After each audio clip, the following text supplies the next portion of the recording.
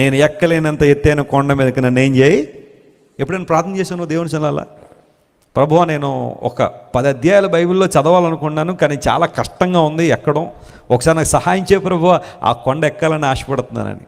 ఒక అరగంట ప్రార్థన చేయాలి, ఒక గంట ప్రార్థన చేయాలి, మోకాళ్ళ మీద నాశనాలో ఉంది ప్రభువా, నా వల్ల అయితే కావట్లేదు నాయన, చాలా డిస్టర్బెన్స్, డైవర్షన్స్, డిస్ట్రాక్షన్స్ అన్నీ వచ్చేస్తున్నాయి. Lord help me, I would like to get to that place, ఆ ప్రాంతానికి వెళ్ళాలని ఆశపడుతున్నానయ్యా. నేను ప్రార్థన చేస్తాను రోజు. నా ప్రార్థన అంశాల్లో ప్రభువా నేను ఎక్కలేనంత ఎత్తైన కొండ మీద నన్ను తీసుకెళ్ళి ప్రభు అని ప్రార్థన చేస్తాను. నా శక్తి నా బలం కాదయ్యా, ఇది దేవుని ద్వారానే జరిగిందని ప్రజలు విశ్వసించాలి, ప్రజలు నమ్మాలి, ప్రజలు చూడాలి. అలాంటి స్థానంలో నిలబెట్టుకున్నాం ప్రతిరోజు నేను ప్రార్థన చేస్తాను. చేద్దాం. దావీదుడు ప్రార్థించాడు. ఒక రోజున దేవుడు యెబూసీయుల మీద జయం ఇచ్చాడు, తీసుకెళ్లి సింహాసనం అక్కడ స్థాపించి ఇది నా దేవుడు చేయగలిగేదని రుజువు చేశాడు. దేవుని స్తోత్రం చెప్పండి. హల్లెలూయా.